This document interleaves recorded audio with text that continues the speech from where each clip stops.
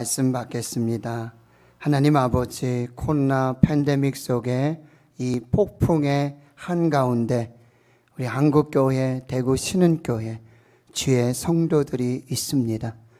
주님 품 안으로, 주 안에서 안전하게 하여 주시옵소서. 생명을 얻고 살게 하여 주시옵소서. 주의 말씀이 생명이 되고 능력 되게 하옵소서. 감사드리옵고 예수님의 이름으로 기도하옵나이다. 아멘. 사랑하는 성도 여러분, 행복하십시오. 성령 충만하십시오. 7월 교육의 달을 지내고 있고요. 둘째 주일 교사 주일부터 교회와 또 교사들 또 다음 세대 하나님의 말씀을 받고 있습니다. 오늘 그 마지막 시간이고요. 그리고 코로나 팬데믹 중에도 여름 신앙 공동체 훈련이 계획되고 진행되고 있습니다. 오늘 신명기 6장 쉐마 이스라엘, 들으라 이스라엘이여, 이 말씀을 통해 다시 한번 우리 다음 세대 교회 학교 교육을 진단하고 또 성경에 게시된 하나님의 교육 디자인의 의미와 목적들을 한번 살펴보도록 하겠습니다. 한국 교회의 다음 세대 교회 교육은 코로나 팬데믹으로 심각한 위기에 직면하고 있습니다. 우리가 기억할 것은 코로나 이전부터 이미 교회 교육은 위기의 상황 가운데 있었습니다. 코로나 팬데믹으로 그 위기가 중첩되고 심화되고 있습니다. 장로회신학대학교 기독교교육학과 박상진 교수님 교육 목회 세미나의 설문조사를 제가 참고해 보면요, 교회 학교의 주요 구성원인 학령기 인구가 빠르게 감소하고 있다고 진단하고 있습니다.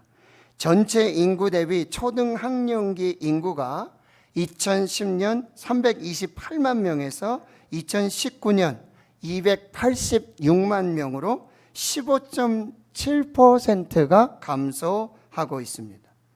그런데 더욱 심각한 문제는 이 교회 학교 초등학령기 인구는 2배가 넘는 36.7%가 감소했다는 통계가 나오고 있어요. 유년부 1, 2학년 32.3%, 초등부 3, 4학년 34.3%, 소년부 41.7%까지 교회 학교 학령기 인구들이 감소하고 있습니다. 교회 학교 초등학년 학생 수가 그 학령기 인구보다도 21.1%가 더 감소하였습니다. 자연스럽게 중고등부와 청년부의 교회 학교 인원의 감소로 연결되고 있습니다. 코로나 팬데믹 이후로 비대면 온라인 예배가 42.8%로 나타났고 성경 공부도 거의 비대면으로 실시되고 있습니다. 교회 학교 주일 예배 참석 인원도요 42.3%가 30% 이상 감소하고 있다는 통계가 보고되고 있습니다. 코로나19 교회 교육은 어떻게 해야 할까요? 코로나 이전에 교회 교육으로 돌아가는 것이 최우선일까요? 교회 학교라는 학교식 체제로 회귀하는 것이 가장 바람직한 방법일까요? 현행 다음 세대 교육 체제의 변화를 묻는 질문에서 21.4%가 대체로 필요하다. 이제 코로나19 이후 세대 속에는 교회 학교 교육 체계도 변화가 필요하다. 이것이 21.4%. 매우 필요하다라는 답이 74.9%. 이걸 합치면요 96.3%가 현행 다음 세대 교육 체제의 변화를 필요로 하고 있습니다. 그렇다면 다음 세대 교육 체제 변화 시 우선 고려해야 할 사항을 묻는 질문에서 다음 세대의 요구 및 변화를 수용해야 한다는 의견이 52%, 즉 교회 학교 교육 현장의 목소리를 듣고 실제적으로 반영해야 한다라고 하는 것이죠.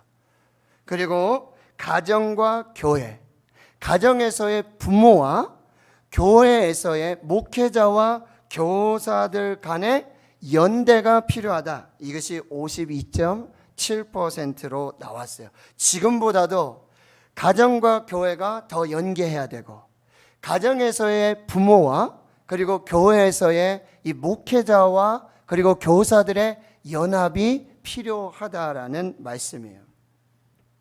그렇다면 생기 있고 지속 가능한 다음 세대 교육을 위해 지금부터 준비해야 할 것이 무엇인가? 라는 질문에 교회 학교를 교회와 가정 연계 구조로 통합 구조로 변화해야 한다는 의견이 48.8%가 나오고요. 자녀 교육의 주체로서 가정에서 부모가 세워져야 하고, 그에 따른 부모 교육 실시가 47.2%가 필요하다라는 이야기를 하고 있어요. 공과공부 교재 등 자료의 디지털화가 37.8%, 이제 온라인이라든지 뭐 줌이라든지 인터넷이라든지 이런 것을 이용한 이 디지털화가 필요하고, 온 오프라인에 융합된 대안적 교육 모델 개발이 35.5% 필요하다.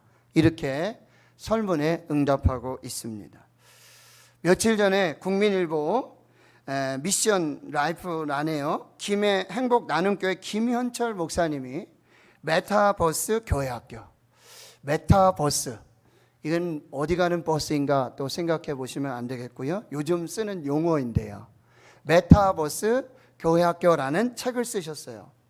거기에 이렇게 말씀하세요. 복음화율이 3% 미만인 나라를 선교적 차원에서 볼 때 미전도 국가라고 명명합니다. 복음화율이 3% 미만인 국가, 나라, 종족들이 선교적 관점에서 보면 미전도 종족이에요. 그런데 대한민국은 다음 세대 복음화율이 2%가 안 된다는 사실이에요. 대한민국의 다음 세대의 복음화율이 2%가 안 됩니다. 이게 현실이고 팩트예요. 대한민국의 다음 세대는요, 이미 미전도 종족 세대가 되고 만 것입니다. 목사님이 이렇게 말씀하세요. 지금의 교회 교육은 21세기 학생을 20세기 교사가 19세기 환경에서 18세기 방법으로 교육한다는 거예요. 21세기 학생을 20세기 교사가 19세기 건물에서 18세기 방식으로 교회 교육이 이루어지고 있다는 거예요. 우린 다음 세대의 언어로 그들과 소통할 필요가 있다. 그런 의미에서 메타버스가 좋은 도구가 될 것이다. 요즘 세대를 MZ세대라고 부르는데요. 이 MZ세대라는 다음 세대는 기성세대와 전혀 다른 문화를 갖고 있다. 그들에게 들리는 방법으로, 보이는 방법으로 소통할 수 있는 채널이 필요한데, 그것이 메타버스라고 하는 것입니다. 그럼 메타버스는, 메타라고 하는 이 가상과 초월의 의미를 가진 메타, 그리고 우주의 의미를 가진 유니버스, 그래서 메타버스, 이게 합성어가 되어지는데요. 스마트폰과 컴퓨터, 인터넷 등 디지털 미디어에 담긴 새로운 세상, 디지털화된 지구를 메타버스라고 부르기 시작하는 거죠. 코로나 팬데믹 이후에 비대면이 일상화되고 가상과 현실을 잇는 새로운 사회장으로 메타버스가 활용되고 있는 것이죠. 그럼 이 목사님이 메타버스 교회학교, 교회 교육을 말씀하시는 이유는, 그 목적은 21세기 학생들에게 새로운 정보를 주기 위한 것이 아니라 그들에게 임팩트 있는 메시지를 주기 위함이라는 거예요. 이제 우리가 줌을 사용해야 되고, 이제 인터넷을 사용해야 되고, 이제 온라인에 이런 모든 환경 속에 우리 아이들의 교회 교육이 이루어져야 되는데, 이거는 21세기 학생들, 그들에게 정보를 주기 위함이 아니에요. 이미 많은 정보들이 넘쳐야 있고요. 그들은 저희들보다 더 잘 알아요. 더 능수능란합니다. 그들에게 새로운 정보를 주기 위해서 메타버스 교회 교육이 필요한 것이 아니라 그들에게 임팩트 있는 메시지를 주기 위함인데, 그것은 무엇입니까? 우리 교회는 너희들에게 관심이 있어. 우리 교회는 너희들을 놓치고 싶지 않아. 우리 교회는 너희들을 살리고 싶어. 너희들과 함께하고 싶어. 너희들의 방법으로, 너희들의 문화로 너희들과 소통하고 함께하고 싶다라는 메시지를 주어야 한다는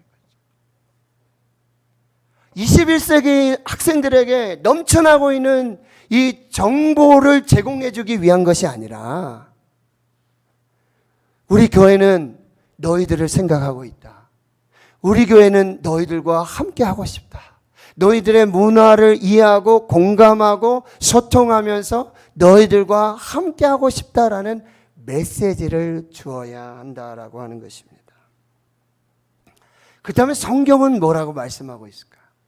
오늘 신명기 6장 쇠마 이스라엘에 게시된 하나님의 교육 디자인의 청사진을 우리가 한번 살펴보겠습니다. 첫째는요, 다음 세대 자녀 신앙 교육은 하나님의 명령입니다. 그래서 반드시 순종해야 합니다. 다음 세대 자녀의 신앙 교육은 하나님의 명령입니다. 반드시 순종해야 합니다. 1절을 보십시오. 이는 곧 너희 하나님 여호와께서 너희에게 가르치라고 명하신 명령과 규례와 법도라 너희가 건너가서 차지할 땅에 행할 것이니. 여러분, 다음 세대 자녀 신앙 교육을 명령하시는 명령관자가 누구입니까? 여호와 하나님이에요. 너희의 하나님 여호와께서 명령하시는 거예요. 무엇을 명령하십니까?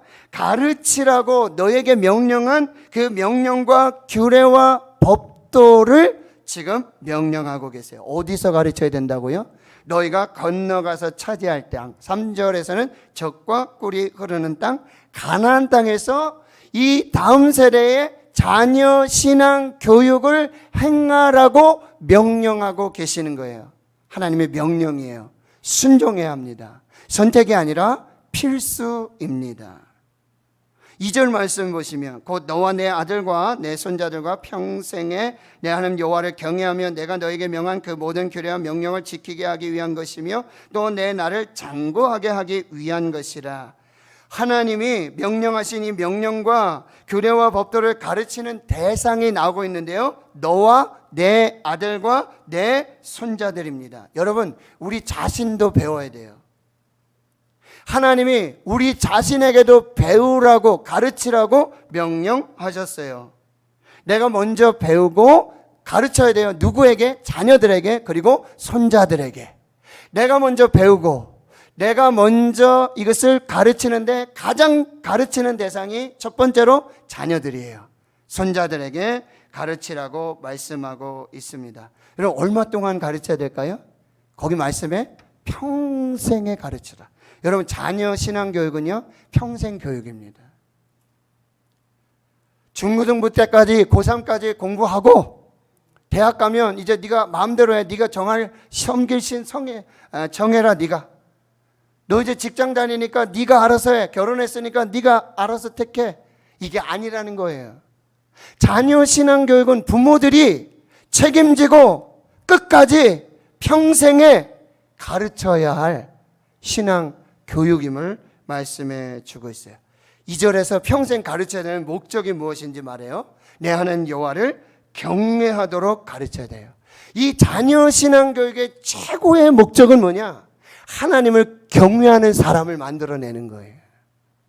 좋은 대학에 들어가고 좋은 직장에 들어가고 사회에서 성공하는 사람을 만들어내는 게 아니라 하나님을 경외하는 사람을 만들어내는 것. 이것이 자녀 신앙 교육의 가장 첫 번째 목적이에요. 여호와를 경외하는 것이 지식의 근본이다.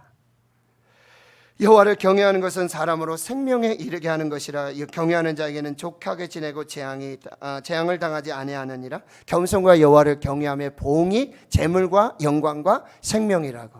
아브라함에게 시험을 주셨어요. 테스트를 하셨죠. 무슨 테스트였을까요? 이삭을 잡아서 번제단 만들고 나무를 버려놓고 이삭을 묶어서 칼을 들고 잡아서 번제로 드리려 할 때 하나님의 사자가 아브라함아 아브라함아 뭐라고 말씀하세요? 내가 내 독자까지도 아끼지 아니하였고 내가 이제야 내가 하나님을 경외하는 줄을 알았다. 하나님을 사랑하는 줄 알았다.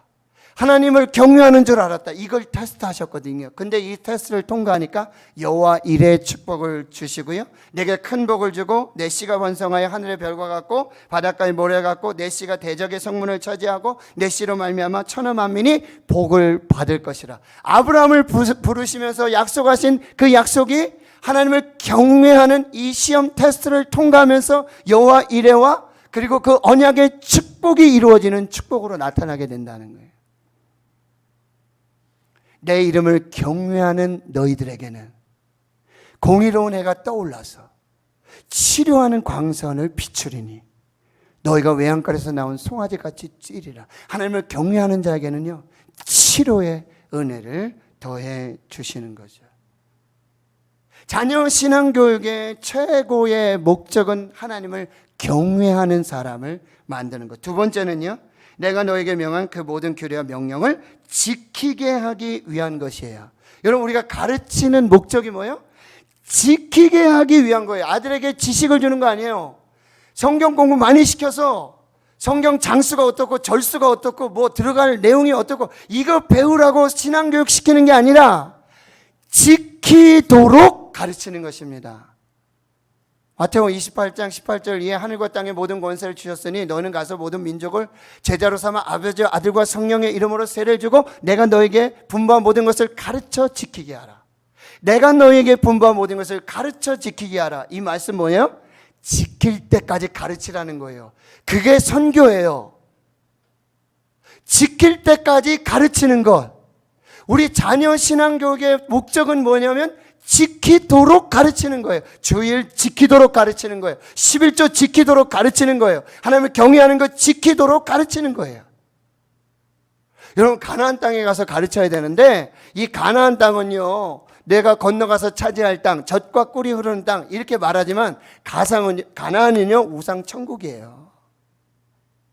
열왕기상 18장 엘리야의 그 갈멜 대첩을 보면 850명이 넘는 아론 바알과 아세라 제사장이 넘쳐나는 그곳이 바로 그 땅에서 너희가 복을 받고 은혜 받고 축복받기 위해서는 단 한 가지, 자녀를 신앙교육해야 된다는 거예요.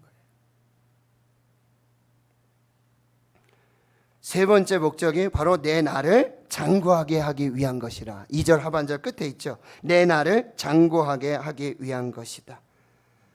하나님 성도 여러분, 저는요 우리 시대의 축복이 저와 여러분이 지금 누리고 있는 축복이 여러분의 축복으로 끝나지 않기를 축원합니다. 여러분의 아들들에게, 손자, 손녀들에게 그 자손의 축복이 이어지기를 축복합니다. 왜 자녀 신앙교육을 시켜야 되냐? 내 날이 장구하게 하도록 내 자손들이, 그 후손들이 하나님 앞에 은혜 받고 복 받고 장구하게 하도록 하기 위해서 가장 필요한 것이 자녀 신앙교육이다. 신명기 5장 10절에 나를 사랑하고 내 계명을 지키는 자에게 1000대까지 은혜를 베풀어 주신다. 3절을 보세요. 3절 같이 읽습니다. 시작. 이스라엘아, 상가 듣고 그것을 행하라. 그리하면 내가 복을 받고 내 조상들의 하나님 여호와께서 내가 허락하신 같이 젖과 꿀이 흐르는 땅에서 내가 크게 번성하리라. 이스라엘아, 삼가 듣고 그것을 행하라. 명령하십니다. 그리하면 내가 복을 받는다. 축복을 약속하시는데 이 복은요 웰비잉이에요. 잘 되는 축복이에요. 그리고 형통의 축복이 있을 것이다. 뭘 하면은요? 자녀들에게 신앙교육 시키며 하나님을 경외하는 이 신앙 고백을 시키고 가르치도록, 지킬 때까지 가르치는 이 신앙교육이 이루어지면 내가 복을 줄 건데 내가 잘 될 것이다. 두 번째는 뭐라고요? 크게 번성하게 될 것이다. 이것은 자손이 크게 번성할 것이다. 아브라함을 불러주셨던 그 언약대로 그렇게 축복해 주시겠다고 약속하고 있는 것입니다. 첫 번째 받을 메시지는 여러분, 다음 세대 자녀 신앙교육을 하나님이 명령하셨습니다. 순종하셔야 합니다. 하나님을 경외하는 사람으로 지킬 때까지 가르쳐야 합니다. 그때 하나님께서 복을 주십니다. 장구하게 하십니다. 번성하게 하십니다. 이 말씀을 꼭 붙드시길 축원합니다. 두 번째는요, 오직 유일하신 여호와 하나님을 사랑하라고. 이것이 쉐마예요. 4절 5절을 또 같이 읽어보겠습니다. 시작. 이스라엘아 들으라. 우리 하나님 여호와는 오직 유일한 여호와이시니 너는 마음을 다하고 뜻을 다하고 힘을 다하여 내 하나님 여호와를 사랑하라. 너무나 유명한 쉐마 이스라엘. 이스라엘이여 들으라. 여러분, 이 쉐마 이스라엘은요, 경건한 유대인들이 매일 아침과 저녁으로 암송하며 신앙 고백하며 기도입니다. 기독교로 말하면 이게 주기도문이고요, 사도신경과 똑같은 것이에요. 이 쉐마 이스라엘에서 첫 번째 가르쳐야 될 건 뭐냐? 하나님이 누구신지 가르치라. 우리 하나님 여호와는 오직 유일한 하나님이시니, 하나님은 우리 하나님이시고 하나님은 유일하신 하나님, 유일하신 하나님이 바로 우리 하나님이다. 이 하나님이 누구신지 가르쳐야 돼요. 지금 무신론도 많죠. 종교다원주의도 많죠. 황금 맞는주의, 물질주의, 이 모든 우상들 속에서 하나님이 누구신지 가르쳐야 되고, 이 세대 본받지 말아야 돼요. 차별법, 이거 다 필요 없다는 거예요. 하나님이 누구신지 가르쳐야 돼요. 하나님 알지도 못하고 하나님 행하신 일도 알지 못하는 다른 세대가 일어나지 않도록 해야 한다는 거예요. 그러면 오직 유일하신 우리 하나님을 어떻게 하라고요? 마음 다해, 힘을 다해, 뜻을 다하여 사랑하도록 가르치라.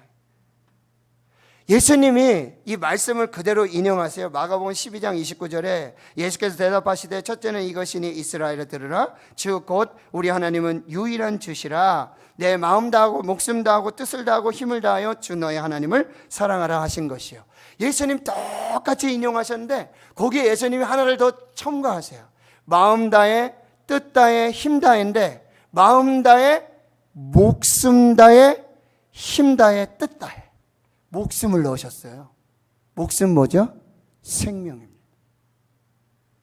하나님을 사랑하되 생명을 걸고 사랑하라는 거예요. 목숨 걸고 사랑하라는 거예요. 이걸 가르치라는 거예요. 전심전력으로 하나님을 사랑하고 전인격적으로 사랑하고 전적으로 헌신하여 하나님을 사랑하라는 거예요. 이건 우선순위를 하나님께 두라는 것입니다. 하나님이 첫 번째 자리가 되도록, 하나님이 가장 우선순위가 되도록 아이들에게 가르치라고 지금 말씀하고 있어요. 여러분, 아브라함과 엘리 제사장의 자녀 교육을 통해 이게 극명하게 나타나요. 또 말씀드리죠. 아브라함은 하나님을 경외함으로, 하나님을 사랑함으로, 하나님이 우선순위였어요. 하나님이 첫 번째였어요. 하나님이 가장 먼저였어요. 그러니까 하나님이 복을 주시는 거예요. 근데 사무엘상 2장 29절에 이 엘리 교는 자녀 교육에 실패했어요. 내 아들을 나보다 더 중히 여겼다. 내 아들들을 나보다 더 사랑했다. 내 아들들을 나보다 더 먼저 앞세웠다. 아들이 우상이었다. 아들이 하나님이었다. 아들이 첫 번째였다. 아들이 가장 먼저였다. 그 가문은 심판을 받고 몰락하게 되어지는 것입니다. 하나님 성도 여러분, 오직 유일하신 여호와 하나님을 목숨 다해, 생명 다해 사랑하실 수 있기를 축원합니다. 그리고 그것을 자녀에게 가르치십시오. 마지막 세 번째, 부모가 먼저 마음에 새기고 가정에서 자녀에게 부지런히 가르쳐야 합니다. 여러분, 6절에서 9절까지 하나님은 이 쉐마 이스라엘의 계명을 부모가 먼저 마음에 새기라 그래요. 그리고 가정에서, 즉 삶 속에서 자녀들에게 부지런히 가르치라고 명령하고 계세요. 오직 유일하신 우리 하나님을 마음 다해, 목숨 다해, 생명 다해, 뜻을 다해, 힘 다해 사랑하는 그 계명을 새기고, 그리고 가정에서 자녀들에게 부지런히 가르쳐요. 어떻게 가르쳐요? 앉았을 때든지 일어날 때든지 집 안에서든지 집 밖에서든지 길을 갈 때든지 멈췄을 때든지 여기 이마에 붙이고 손목에 기호를 삼고 문설주에 바르고 인방에 붙이고 바깥문에 붙이고 모든 상황과 형편 속에서, 시간 속에서 반복해서 집중해서 이 자녀 신앙 교육에 집중하라고 말씀해 주고 있어요. 여러분, 가정에서 말씀드렸죠. 가정이 최초의 학교예요. 가정이 최초의 교회 학교예요. 그 가정의 부모는 최초의 교사이고 최초의 교회 학교 교사입니다. 가정이 가정 신앙 교육의 최전방이에요. 마지막 보루가 되어야 되고 마지막 노선이 되어야 하는 것이죠. 그리고 부모가 가르쳐야 돼요. 부모가 자녀 신앙 교육의 주체가 되어야 한다는 거예요. 여러분, 우리 부모는 자녀 신앙 교육을 위해 하나님이 불러주셨다. 그리고 자녀가 내 소유가 아니라 이제 하나님으로부터 이 자녀 신앙 교육을 위탁받은 청지기 사명을 고백해야 하는 것입니다. 가정이 자녀 신앙 교육의 최전선 현장이 되고 부모가 이 자녀 신앙 교육의 주체가 되어져서 이렇게 하나님 앞에 가정에서 자녀 신앙 교육을 부모가 시켜야 되는 것, 이것은 이제 코로나19 팬데믹 이후에 나타나는 대안이 아니라 원래 하나님의 교육 디자인의 원안입니다. 이게 원본이에요.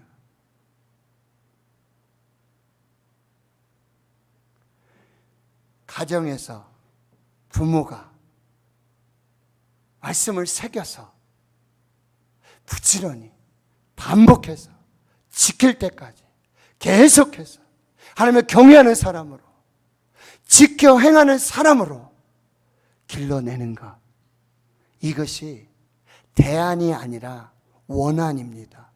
원본임을 오늘 말씀해 주고 계시는 것입니다. 성도 여러분, 오늘 두 말씀을 또 드릴게요. 여러분, 창세기 18장 19절 이 말씀을 꼭 기억하세요.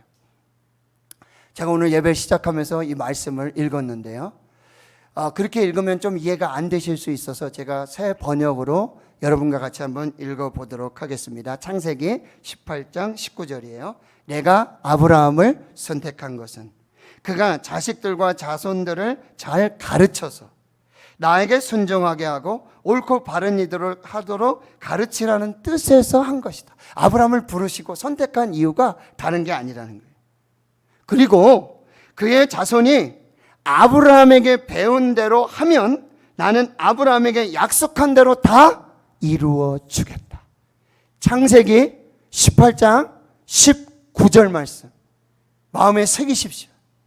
저와 여러분을 선택하신 이유는 저와 여러분의 세대의 축복이 끝나는 게 아니라 우리 자녀들에게 이 축복의 말씀을 잘 가르쳐서 마음에 새겨주고 하나님을 경외하는 사람으로, 그리고 지켜 행하는 사람으로 가르치고 교육시킬 때에 우리를 불러주신 그 목적대로, 우리에게 주신 축복대로, 우리에게 약속해 주신 축복대로 자녀들을 축복하시기 위해 저와 여러분을 불러주셨다.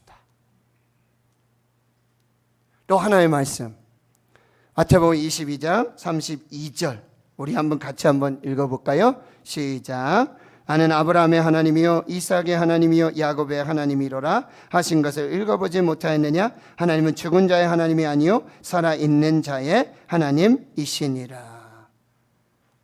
유골준 지사님이 성경 필사하시는데 어느 날 전화가 왔어요. 목사님 그거 아세요? 성경 한 절에요 하나님이라는 단어가 5번이 나와요. 어디 있는 줄 아세요? 목사님 전 잘 모르겠는데요, 가르쳐 주세요. 마태복음 22장 32절을 쓰는데요, 거기 한 절에 하나님이 5번 나와요. 그렇군요. 참 감사합니다.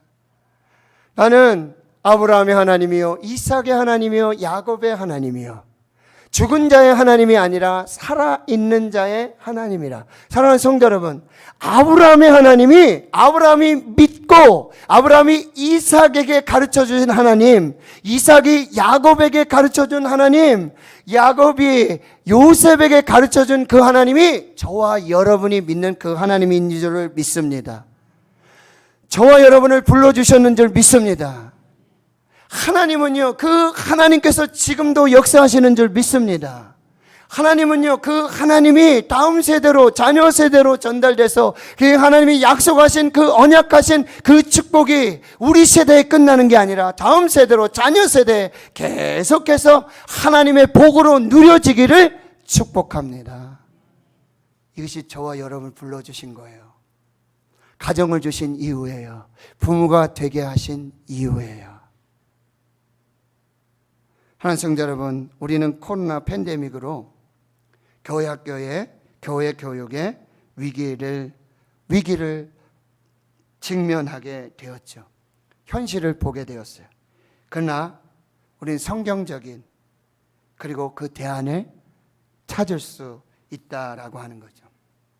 가정과 교회가 통합되고, 가정에서의 부모와 그리고 교회에서의 목회자와 교사들이 통합하고 연합할 때 168분의 1 뭔지 아세요?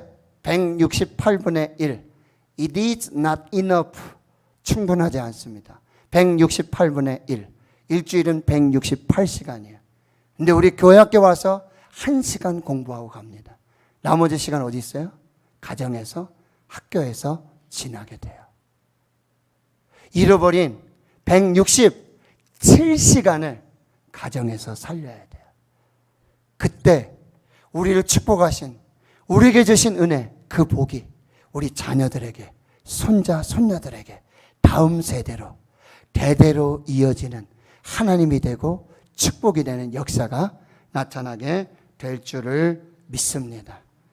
저와 여러분을 하나님께서 우리 가정에, 가정 신앙교육의 교사로 세워주셨고, 우리 자녀들을 제자 삼으라고 명령하고 계시고, 단기적으로 입시 위주로 좋은 대학에, 좋은 직장에, 그것이 아니라 천국 가서도 후회하지 않는 그 하나님의 자녀를 기르도록, 그 비전을 가지고, 꿈을 가지고 부모로서의 부르심과 사명을 감당하도록 오늘 우리 가정, 우리 부모를 축복하고 계심을 기억하십시오.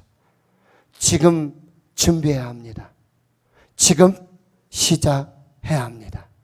지금 아니면 늦습니다. 오늘 결단하시고 여러분의 가정이, 여러분의 자녀들이 이 놀라운 은혜와 축복의 주인공 될 수 있기를 주의 이름으로 축원합니다. 축원합니다. 하나님 감사합니다. 오늘 하나님 앞에서 신명기 6장 쉐마 이스라엘, 하나님의 교육 디자인의 말씀을 받습니다. 이스라엘아, 삼가 듣고 그것을 행하라.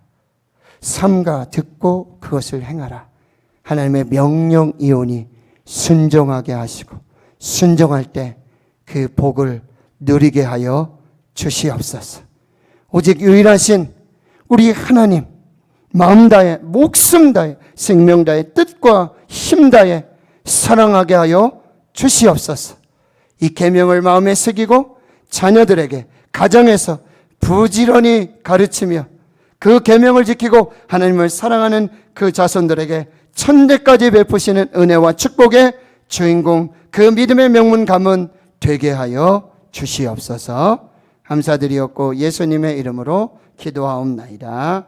아멘.